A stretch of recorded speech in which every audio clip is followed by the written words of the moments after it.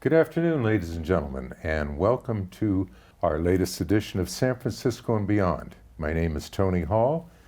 My guest this afternoon is my good friend, Larry Marso, a Northern California resident, or born in Northern California, San Francisco resident, and an expert in banking, investment, technology, financial services. But what he's most known for is his ability to explain, support, or oppose local propositions. So Larry, welcome to the show. Thank you, Tony. Our show this afternoon is going to be about this. I hope you've all received your informational handbooks and your ballots. We're going to be making recommendations this afternoon about the different San Francisco propositions and also the state propositions. And thank you for joining us. We're going to open up with the San Francisco propositions. Prop A. Larry, this is a retiree supplemental cost of living adjustment plus a contract for an executive director for the San Francisco retirement system. Would you like to comment on that before I do? We're going to recommend a yes vote. It's unfortunate we tacked in a benefit for a single executive director, but there are benefits here for retirees who earned a COLA adjustment for many years of service. They were first granted that COLA adjustment in 1996. There's only about 4,500 of those retirees left. We have to fulfill that promise, and so therefore I think we're voting yes on Prop A. Prop B, this is a proposition that reconsolidates the Department of Sanitation and Streets with the Department of Public Works. Larry, your thoughts? 2 years ago on the ballot, another Proposition B split the Department of Public Works into two different divisions, including a new Department of Sanitation. I was the official opponent of Proposition B up against Matt Haney. My campaign and colleagues were delighted to see that Supervisor Aaron Peskin has come around to our point of view. The splitting of these departments needlessly duplicated back-end expenses and wasted a lot of city money. So these departments are coming back together again if we vote yes. So I am a yes vote on Proposition B. Yes on Proposition B. Proposition C. This is the Homeless Oversight Commission. You know, it's not as if we need another agency to deal with the unaccountable homeless agencies that we already have on board. I'm opposed to addressing this because it doesn't address the root causes of homelessness, and it's just another layer of bureaucracy that is not addressing the issue of homelessness. It has a huge portfolio, looks at agency after agency in government that target homelessness, but an important omission does not look at the nonprofits, the nonprofit homeless complex. Until we focus our attentions there, where there is enormous graft and corruption, there will be no reform of the homelessness complex in San Francisco. Well said, well said. So that is a no on Prop C. Prop D and E, these again are two areas that you've had experience with, you know a lot about, so I'm going to let you answer that. Prop D is affordable housing, the initiative petition put forth by Mayor Breed. Prop E is the affordable housing initiative by the, well, not initiative, proposition being put forth by the Board of Supervisors. Larry? Right, D and E are companion measures in the sense they cover very much the same ground, and if you put them alongside each other, it's a little hard to tell the difference between the two of them. We have applauded Mayor Breed's efforts on some occasions in the past few years to try to push forward building more housing in the city of San Francisco. In some situations, situations where she has been a little more in favor of mixed developments where market forces played a role and where there was an appropriate emphasis on housing that was in the western and eastern portions of the city. In Proposition D, we've been supportive of some of the historical efforts that Mayor Breed has made in trying to push forward more housing in the city of San Francisco, where she has run up against opposition from the Board of Supervisors repeatedly. And she did go this time to the citizenry to collect signatures to put something on the ballot. But it's obvious as this evolved that she tacked left as she is seeking to develop support for her mayoral campaign. We don't know whether that's next year or the year after. We'll come to that in a moment. The second measure, Proposition E, is just evidence that Mayor Breed still wasn't progressive enough. They tacked on some additional measures that made the requirements on affordable housing even more strict. They added on some requirements that the construction have higher standards for the paying wages and health benefits. These two measures, they just open construction of housing a crack.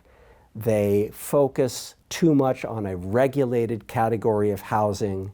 They are in multi-unit housing. We are no on propositions D and E until we have a more balanced approach to growing housing in San Francisco. That was a good analysis, Larry. Thank you. So it's no on D and E. Prop F. This is the Library Preservation Fund. Just so you know, at present, the city dedicates 2.5 cents for every $100 of assessed property value to its Library Preservation Fund. This proposition is a charter amendment that will renew the fund until 2048. My gut feeling is that we don't know what libraries are going to need or what kind of services are going to be offering in the future. This proposition could lead to excessive taxation or taxation beyond what we need. So my feeling is no on this. Larry, would you like to add something on that? $83 million a year for the library system and locking that in for the next 25 years? I think that's a no. We're practically carrying libraries in our pockets. And from a technology standpoint, maybe we can make technology more accessible. Maybe that's more important than making libraries more accessible. Well said. So it's no on F. Proposition G. This is a Students' Success Fund. It encompasses grants to the San Francisco Unified School District. This, in my opinion, would rob us of much needed funds for police, fire, safety, transit, etc. The Unified School District of San Francisco hasn't exactly proved over the last couple of years that they have the students' success in mind. I don't think any more money needs to go to a feckless school district that is failing in their mission today to educate our children. So I'm voting no on G. Go ahead. I'm all for student success, but that's just a slogan. What this does is it ramps up to taking $50 million out of the general fund, which is projected to be $200 million in deficit within a few years. And the spending is in broad categories. It can go to new definitions of history, 1619 Project, critical race theory, no real definition of where this money goes. Is that student success? I'm a no. I'm a no for the same exact reason. Prop H. This is city elections on even-numbered years. My own feeling is this is another measure put forth or brainchild of the Democratic Socialists in San Francisco. It's a measure that will de-emphasize the importance of voting every year on elections. It takes concentration to vote for the mayor, district attorney, city attorney, treasurer, tax collector, along with the federal elections. Today we have ranked choice voting in San Francisco. You could wind up with a ballot that would take you a week just to get through. Larry, your thoughts on it? 2022 has been a celebration of democracy in the city of San Francisco. 4 elections. When you start to talk about the involvement of every race, creed, and color in the city of San Francisco in elections, everyone has cast more ballots this year than in any previous year. We are supposed to have another election next year for mayor, for district attorney, and other offices. Proposition H would cancel that and say, we're not having an election for 2 more years, halting all this momentum. I think this is voter suppression. I think this is what a banana republic does to cancel elections. I'm a no on Proposition H. Thank you. So am I. Prop I, this is a big one. Shall the city allow cars on JFK Drive and connecting streets in the Golden Gate Park at all times except 6 a.m. to 6 p.m. on Sundays and legal holidays, and also allow cars on both directions on the Great Highway? This is a hot one in San Francisco. The city closed these routes as a result of COVID, but they allowed only recreational users in the park and on the Great Highway on weekends. It's another special interest policy, what they enacted a couple years ago, that punishes the elderly, the handicapped, families, and it deprives usage of the park to anyone who must use their auto. That's a lot of people in San Francisco who would like to enjoy the park. Everyone deserves access to the park, everybody. But most importantly, understand these routes, these traffic routes, were designed for the usage of automobiles to not only access the park, but traverse the city.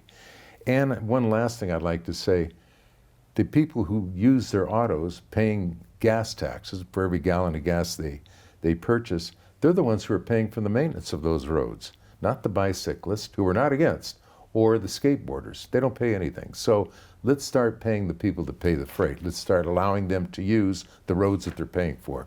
So I'm a definite on I.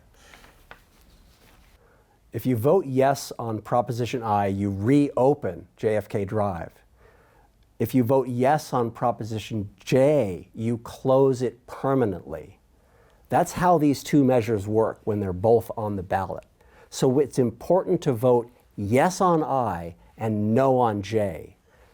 Vote yes on I in order to reopen JFK Drive, to make available again 1,000 parking spaces that are so important to the disabled, to families with children, to people coming from long distances into the city of San Francisco to visit the Academy of Sciences, the De Young, the Conservatory of Flowers, and to reduce the horrible congestion that's been created all around the park as people traverse on these small streets that were never designed for this type of traffic.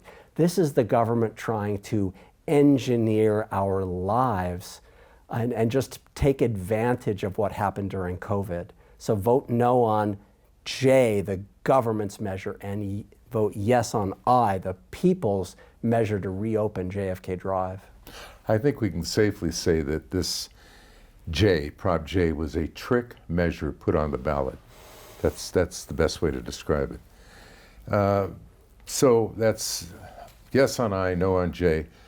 L is a sales tax for transportation purposes. Larry, this is your baby. I am the official opponent of the sales tax on transportation, Proposition L. This is a 30-year half-cent sales tax on transportation, a $3.2 billion tax, one of the largest sales tax measures in the history of San Francisco. It also authorizes the government to borrow $1.9 billion. The entire consolidated debt of the city of San Francisco is only $4 billion. You know, in the month of June, San Francisco's voters said no to a $400 million muni bond as they looked at the transportation plans of the city and saw they're pre-pandemic, where we have a system that has 20, 30, or at best 40% utilization. And the city wants to build bigger. When you invest in big infrastructure projects, you're raising annual expenses. Central Subway, when that's half empty, what's that going to cost every year? This Caltrain extension to high-speed rail is estimated to cost $5 billion a year.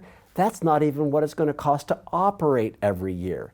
There's no funding here for operating costs. In fact, it just increases operating costs. Instead of building bigger, San Francisco needs a post-pandemic plan where if we spend money, it's spending on programs that will reduce our annual expenses. It's a complete change in mindset. So we voted no on Prop A in June. Please vote no on Prop L on the ballot in November. We can revisit transportation in 2023. That's an important no vote on Prop L. Prop M, now we get to Prop N, the vacancy tax. This is another very deceptive measure. It skirts Prop 13 and it's put forth again by the Democratic Socialists of San Francisco. Make no doubt about it, it's the first step that opens the door to the confiscation of private property. It's too complex to get into here, but I will say if you want to know the details about this vacancy tax, you can visit an article that both Larry and I wrote in the Epoch Times entitled Homeowners Beware, and that was in March 3rd of this year. Go to Epoch Times, Homeowners Beware, that was published on March 3rd of this year by Tony Hall and Larry Marso. Gives you all the details on this you ever want to know. No on this vote is needed here, so no on Prop M. Larry, any quickly? If you leave your home vacant for 6 months, you're taxed. You do it again the next year, it doubles. You do it again the next year, it doubles again. This is the platform for some of the worst type of confiscation of private property that we're seeing in other parts of the U.S. and worldwide. Proposition 13 is really the only thing standing between us and measures like this taking away our fundamental rights to private property. Right. This program, this vacancy tax program, has also failed in every municipality, every city throughout the world that it's been tried in. Utter failure. So it's a strong no vote on M. Prop N is the city to take over underground parking facilities in Golden Gate Park. At this point, I have to say no, because I don't think that the city can take over any private enterprise operation and run it with the same efficiency. And it's probably a moot item anyway until we know the results of I&J. Is that right? Right. If we don't know whether JFK Drive is open or not, and whether 1,000 parking spaces are available or not, what do we know about opening or transferring ownership of a garage? Yeah. So I think we can delay vote on this or vote no until we know the outcome of those of I&J. Prop O. This is a parcel tax for City College. City College has had its problems. It's certainly not due to lack of funding, but a lack of leadership. I really don't want to continue paying into something that isn't working correctly or as it should. Larry, you want to wrap that up? Agreed. No on Prop O. So there we go. That is our recommendations on the city propositions. There's a handful of state propositions, not as many. We can probably get through those in the remaining time. Prop 1 of the state propositions is the constitutional right to reproductive freedom. I just want to hit a couple points here. This seeks to make abortion a fundamental right in California while removing any common sense limits on late-term abortions for any reason at all. An abortion is a private matter between a woman and her maker. The Democrats who are running California, I think, have put this ballot on put this measure on this ballot this time to boost Democratic turnout by playing on the women's movement. This is going to cost the state millions, as anyone and everyone will come to California to have an abortion for any reason at all at the taxpayer's expense. As a pro-life person, and I'm not ashamed to say it, I'm against abortion and believe that we're promoting a selfish culture of death around our most important of resources, and that is our children of the future. I'm voting no on this proposition. Larry. California has the Reproductive Privacy Act, which already protects the right to choose. Has nothing to do with the Dobbs case, which reversed Roe v. Wade. So why is this on the ballot? It's extremely vague. Existing law already says that abortion is a guaranteed right until fetal viability or to protect the life and health of the mother. This language eliminates all of that. It's very vague. It's vague enough to give a progressive judge the power to rule that late term or even partial birth abortion is a constitutional right in the state of California. To have an abortion on the eve of a live birth may become a constitutional right if Proposition 1 passes in the state of California. So this is a strong no on this one. Strong no. Proposition 26 and 27 are propositions that allow in-person gambling on tribal lands and online sports wagering outside of tribal lands. Larry, what do you think of this? These are a continuation of government granting special treatments, special licenses to special interest groups.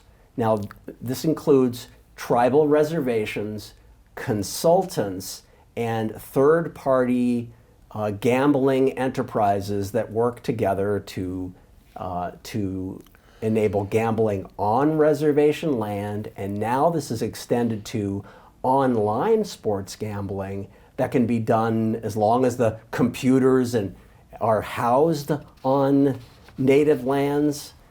The problem here is the same problem that we've seen in all of this gambling legislation. This is just a way of raising large amounts of money from vulnerable Californians.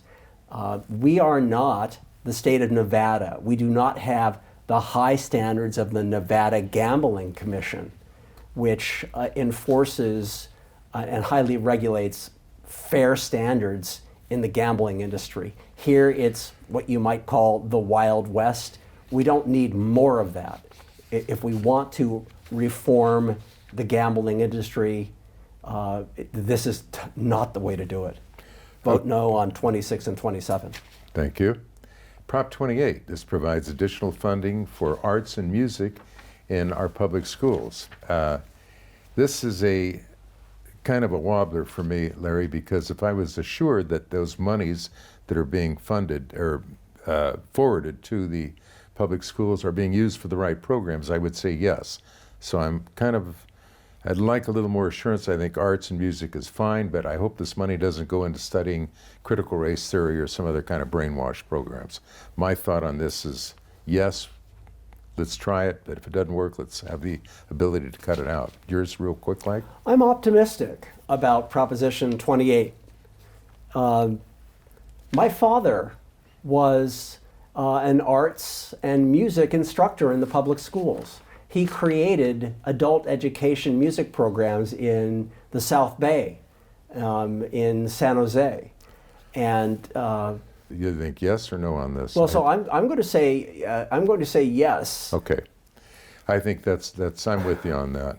Prop 29, this requires an on-site licensed medical professional at all kidney dialysis clinics. No doubt this is going to run up costs in each one of those clinics that don't need a licensed doctor there at the moment. I think we have time, Larry, for This is the third time that kidney dialysis has been on the ballot. It's the SEIU. They put this on the ballot again and again, and California voters have voted no again and again. Let's do it one more time, California.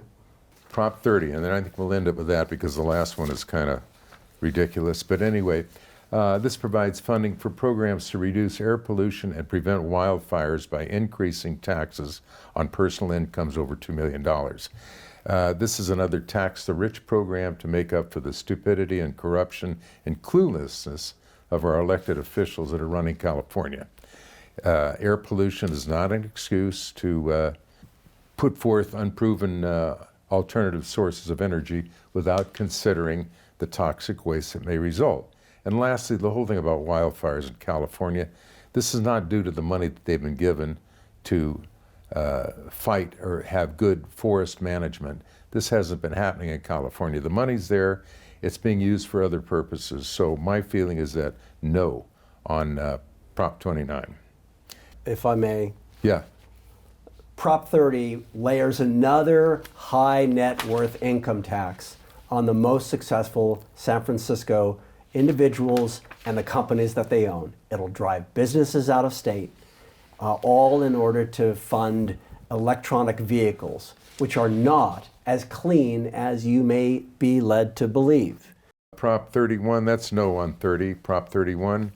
This all began in San Francisco, where Juul put on the San Francisco ballot a referendum to overturn a ban on flavored vaping. And Altria came in, gave them an international tobacco conglomerate, gave them $1 billion investment, and they've been on a roll from there. And it's now this issue's up at the state level with flavored tobacco, flavored vaping. But I mean, come on. It's perfectly legal to smoke and vape flavored marijuana products in the state of California. So singling out tobacco products, I mean, I don't like the tobacco companies, but I think that this should be a no vote. We should stop this constant battle between government and these mega corporations. Great. That's a no vote on that proposition. Larry, I want to thank you very much. Now you know why I wanted him on this program, because he's one of the foremost outspoken advocates of good government that I know in San Francisco. He's a genius at analyzing these very tricky ballot measures. I hope, folks, that you've gained something out of this and it helps you in the way you vote, because if you don't know what you're voting for, it's not going to be good. You got to look at these things and know what you're voting for and realize you do have the power to determine how our society is run.